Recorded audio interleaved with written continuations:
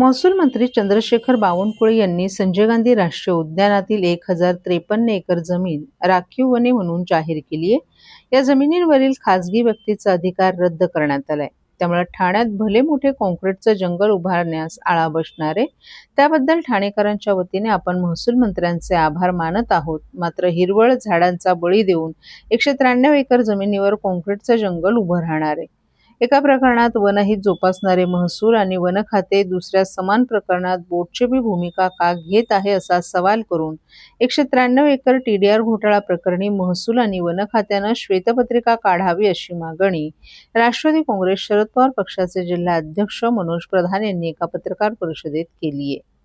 संजय गांधी राष्ट्रीय उद्यानातील 1053 एकर जमिनीवर खासगी व्यक्तीचं नाव चढवण्यात आलं होतं। याबाबत कोकण विभागीय आयुक्तांनी दिलेला आदेश महसूल मंत्र्यांनी ग्राह्य धरला होता। मात्र पुनर्विलोकन करताना अनियमितता आढळून आल्यानं तसंच वृत्तपत्रीय बातम्या, जनतेचा दबाव, आम्ही केलेला विरोध यामुळे महसूल खात्यानं ठाणे महापालिका निवडणूक काळात स्थगन आदेश देऊन आता या जमिनीच्या सातबारावर महाराष्ट्र शासन राखीव वने असं नाव चढवले। 1053 एकर आणि 193 एकर जमीन प्रकरणात तंतोतंत साम्य आहे।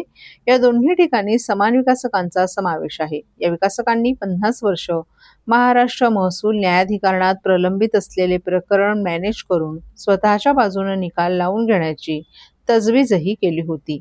MRTचा हा निकाल महसूल मंत्र्यांनीही मान्य केला होता। त्यानंतर 193 एकर प्रकरण उच्च न्यायालयात गेल्यानंतर उच्च न्यायालयात महाराष्ट्र शासनाच्या वन खात्यानं प्रभावी बाजू न मांडल्याने ही जमीन वन खात्याच्या ताब्यातून खासगी विकासकांच्या ताब्यात गेलीये। या विरोधात आम्ही सर्वोच्च न्यायालयात याचिका दाखल केली असल्याचंही प्रधान यांनी सांगितलं।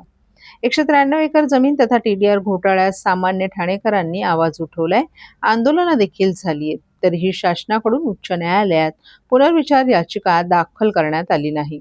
तसंच महाराष्ट्र महसूल न्यायाधिकरणाच्या निकालावर अपेक्षित विरोधाची भूमिका जाहीर केली नाही।